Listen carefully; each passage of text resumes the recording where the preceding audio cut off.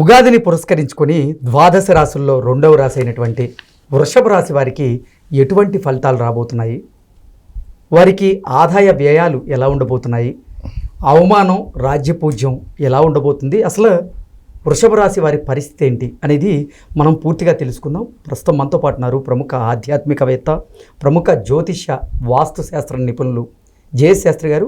గురుగారితో మాట్లాడదాం. గురుగారు నమస్తే. నమస్కారం. గురుగారు, ఉగాదిని పురస్కరించుకొని వృషభ రాశి వారికి ఎటువంటి ఫలితాలు ఉండబోతున్నాయి? శ్రీ గురుభ్యో నమః. శ్రీ మహాగణాధిపతయ నమః. శ్రీ మహాసరస్వత్యై నమః. హరి ఓం. శ్రీమాత్రే నమః. మనకు ద్వాదశ రాశుల నిత్య జీవితంలో ప్రతినిత్యం కూడా మనం చేసుకోవాల్సినవి ఏంటంటే గ్రహాల యొక్క అనుగ్రహం పొందుతూ తద్వారా జీవితంలో ఉన్నటువంటి ఇబ్బందుల నుంచి బయటపడుతూ ఉంటాం. అలా ప్రతి సంవత్సరం మనకు ఉగాది అని చెప్పి మనకు పండగ నిర్ణయం చేశాం. అలా బ్రహ్మదేవుడు కూడా ఈ విధంగా ప్రతి ఉగాదిని, యుగాది అంటే ఆది నుంచి ఇక్కడ ప్రారంభం చేశారు, సృష్టి ఆది అది ప్రారంభం అని చెప్పబడింది. అలా సృష్టి ఆది ప్రారంభం నుంచి మనం ద్వాదశ రాశులు వ్యక్తిగత జీవితాల యొక్క ద్వాదశ రాశులు కానీ, అట్లాగే ఈ ద్వాదశ రాశులతో పాటు మనకు స్థానికంగా ఉండేటువంటి రాష్ట్ర తర్వాత కేంద్ర ప్రభుత్వాలు, అట్లాగే ప్రపంచంలో యొక్క విధి విధానాలు ఉంటాయి, తర్వాత ప్రపంచానికి మనకు ఉండేటువంటి సారూప్యాలు విధానంగా ఇవన్నీ కూడా తెలుసుకోవాల్సినటువంటి ఏకైక పండగగా ఉగాదిని పెట్టుకున్నాం. ఈ ఉగాది నుంచి మనకు ఏ విధంగా మనం ముందరకెళ్ళచ్చు, వ్యాపార రంగంలో కావచ్చు, లేదా తన వృత్తి చేసేటువంటి వృత్తిలో ఎటువంటి మెలకువలు వెళ్ళాలి, తన వ్యక్తిగత జీవితంలో ఏ విధంగా ముందరకెళ్ళాలి అనే ఒక చిన్న సారాంశభూతంగా ఒక సంకేతంగా మనకు జ్యోతిష్ శాస్త్రం చెప్పబడుతుంది. తదుపరి అట్లా జ్యోతిష్ శాస్త్రం చెప్పడం వల్ల సంకేతంగా మనకి ప్రతి విషయంలో మనం ఏ విధంగా ముందు చూపుతూ ఉండాలి, తద్వారా మనం ఏమి అవలంబిస్తే వాటి నుంచి మన పరిష్కార మార్గాలు దొరుకుతాయనేదే చెప్పబడుతుంది. కాబట్టి ఇలా మనం ఉగాది యొక్క పురస్కరించి విశ్వవసునామ సంవత్సరం అంటారు దీన్ని. ఈ విశ్వవసునామ సంవత్సర ఉగాది అనువత్సరం అని పేరు దీనికి. ఈ యొక్క ఉగాది విశ్వవసునామ సంవత్సరం ఉగాదికి ప్రత్యేకంగా ప్రజాపతి అధిష్టాన దేవత, ఈ యొక్క అధిష్టాన దేవతగా ప్రజాపతి. ఈ ప్రజాపతి ఎవరంటే బ్రహ్మ కుమారులు 9 మంది ఉంటారు, వాళ్ళు ఈ ప్రజాపతి అని చెప్పి అంటారు. వాళ్ళు ఇక్కడ అధిష్టాన దేవతలు ఈ సంవత్సరానికి.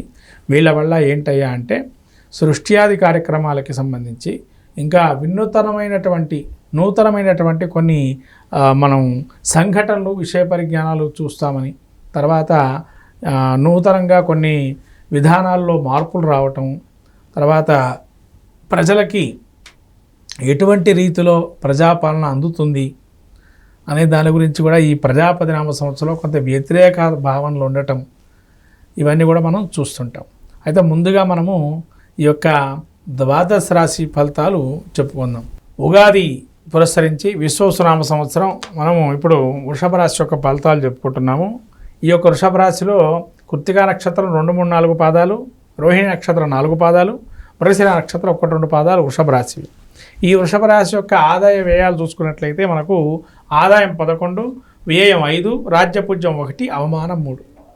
ఈ రకమైన పరిస్థితి చూస్తున్నాం. ఆదాయం 11 ఉంది, వ్యయం 5 ఉంది. అంటే వీళ్ళకు స్వర్ణయుగంగా గోచరిస్తుంది.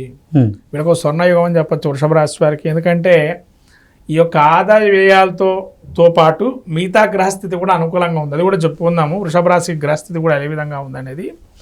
ఈ యొక్క గురుడు వీరికి జన్మం నుంచి ద్వితీయ స్థానంలో గోచరిస్తూ తదుపరి మళ్ళీ తృతీయ స్థానం అతిచారం కూడా ఉంది. మళ్ళీ అలానే శని కూడా వీరికి యోగదాయకంగా ఏకాదశ స్థానంలో ఉన్నారు.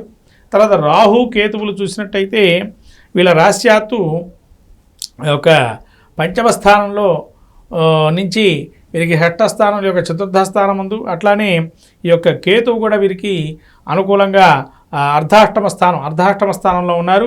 రాహు వచ్చేసి దశమ స్థానంలో ఉన్నారు. అంటే రాబోయేది తర్వాత వీళ్ళకి స్థాన మార్పులు ఉన్నాయి.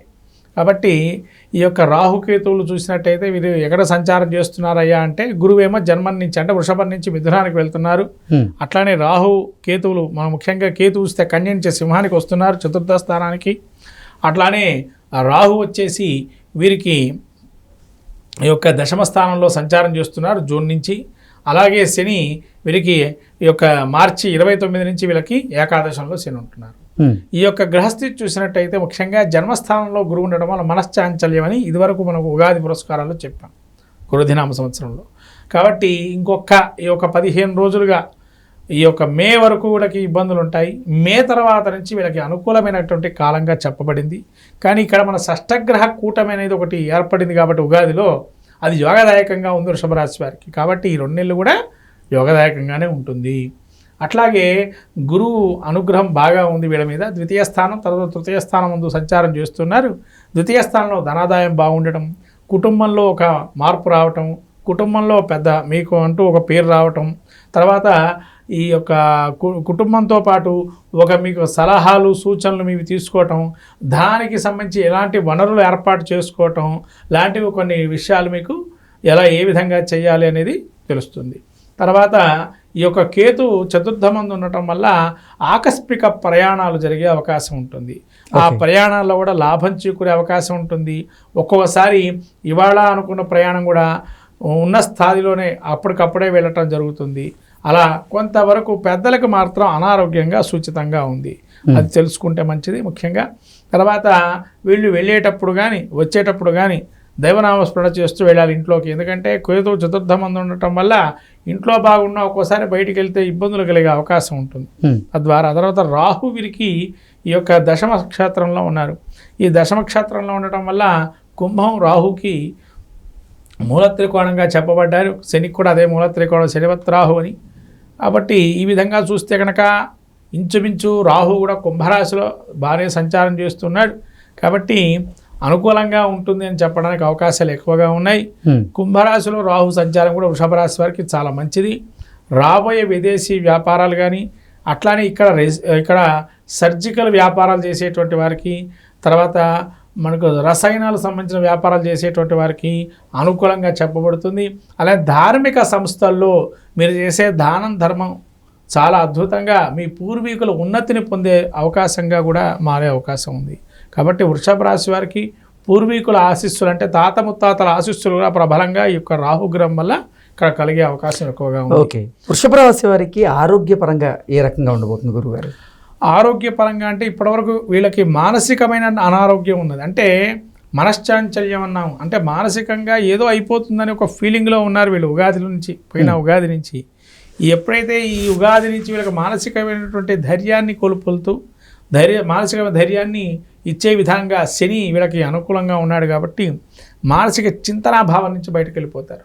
తర్వాత శని కూడా అనుగ్రహంగా ఉన్నాడు. ఏకాదశంలో శని ఉండటం వల్ల వీళ్ళకి ప్రతి విషయంలో ఆటంకం లేకుండా ఆస్తి వివాదాలు ఏవైతే ఉన్నాయో అవి కూడా ఒక రకంగా కొలిక్కొచ్చే అవకాశం, సామరస్య పరిష్కారానికి రావటం లాంటివి కూడా చాలా బాగా కనబడుతున్నాయి. బహుళమైనటువంటి అంతస్తులు కానీ ఈ యొక్క నిర్మాణం చేసేటువంటి వారికి కూడా అనుకూలమైన కాలంగా చెప్పబడింది. తర్వాత వీళ్ళకు రాజా అనుగ్రహం కూడా కలిగే అవకాశం ఉంది. అనుకూలంగా రాజకీయ నాయకులు ఎవరైతే వృషభ రాశిలో ఉండేటువంటి వారికి అనూహ్యంగా వీళ్ళ పేరుని గమనించి ఒక పెద్దవాళ్ళు కన్నుల సన్నల్లో ఉండి వీళ్ళు వాళ్ళ యొక్క పేరుని తీసుకొని కొన్ని వాటికి వీళ్ళని నియమించడం లాంటివి కూడా జరిగే అవకాశం ఉంటుంది. కాబట్టి వాటివి ఈ వృషభ రాశి వారికి అనుకూలంగా ఉంది. సినీ వర్గాల్లో ఉండేటువంటి వారికి కూడా అనుకూలంగా ఉంది ఈ యొక్క వృషభ రాశి యొక్క స్థితిని చూస్తే.